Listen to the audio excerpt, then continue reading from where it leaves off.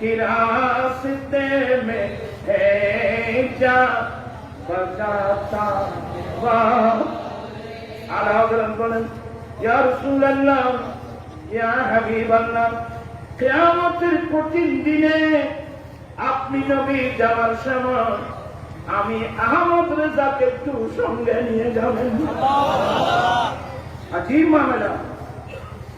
ইয়া রাসূলুল্লাহ ইয়া হাবিবাল্লাহ কিয়ামতের কঠিন দিনে আপনি নবী যাওয়ার সময় আমি আহমদ রেজাকে একটু সঙ্গে নিয়ে যাবেন।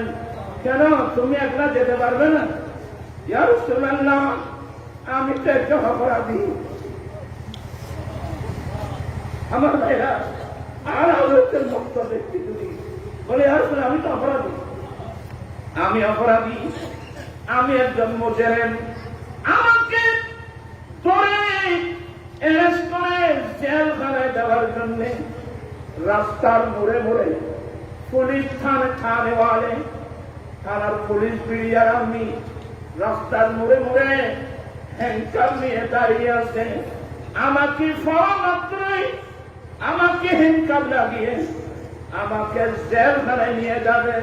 নবী গো আপনি যাওয়ার সময় আমি আহমদ রেজাকে সঙ্গে নিয়ে যাবে। আলা হযরতের যদি এই অবস্থা হয় আরেকটা শের বলছেন।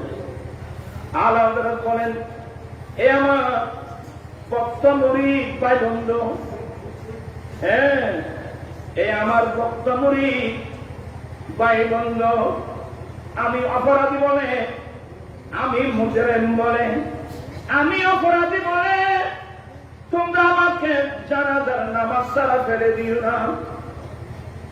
আল্লাহ কি আজীব মামলা।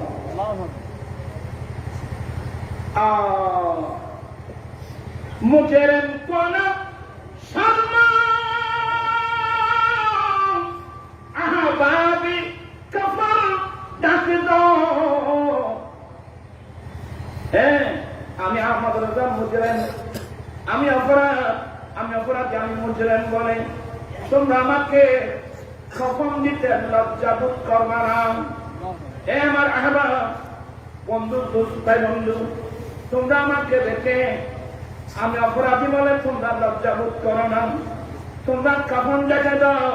কারণ মুজরিম কোন শর্মা